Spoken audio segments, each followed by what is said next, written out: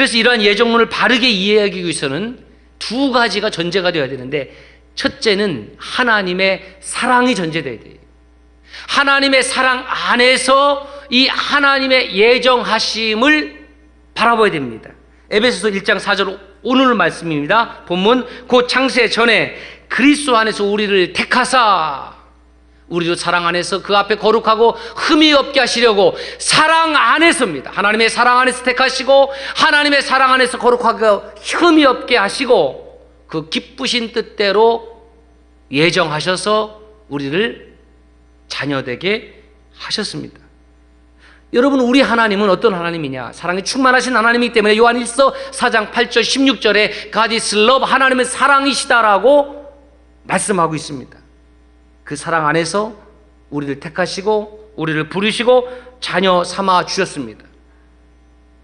그래서 하나님은 디모데전서 2장 4절 말씀에 보면, 하나님은 모든 사람이 구원을 받으며 어떤 특정한 사람만 구원을 받는 것이 아니라 이 세상에 보냄을 받은 모든 사람들이 하나님의 구원을 받기를 원하신다는 것이 하나님의 마음입니다. 그러므로 누구는 정해져 있고 누구는 정해져 있지 않다라는 말은 디모데전서 2장 4절 말씀과 정면으로 충돌하기 때문에 하나님의 말씀이 맞습니다.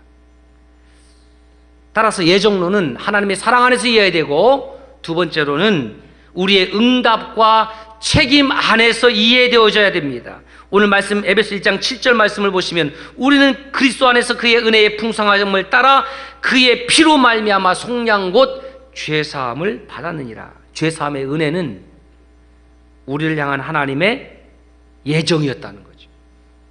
하나님의 계획하심 믿습니까?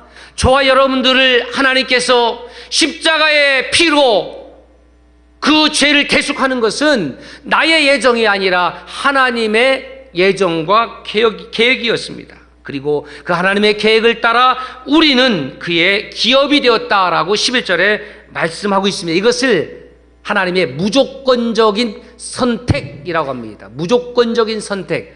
여러분, 선택하면 우리가 개념을 잘 생각해야 되는데, 우리가 어떻게 이해하냐면, 선택하면은 선거철에 국회의원 후보 가운데에, 시장 후보 가운데에 몇 사람 중에 한 사람, 몇 사람 중에 두 사람을 뽑는 것, 그런 선택에 고착화된 이미지가 많아요.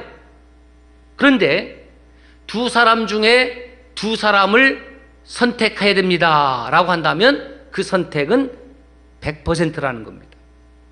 하나님께서 많은 사람을 선택하셨다라는 것은 그 많은 사람 가운데 몇몇을 선택했다는 것이 아니라 모든 사람을 하나님의 자녀로 선택하셨다라는 뜻입니다. 모든 사람을 하나님의 자녀로 부르셨다라는 것입니다. 문제는 그 하나님의 부르심에 대하여 우리가 믿음으로 응답하고 믿음으로 반응하지 않기 때문에 문제입니다.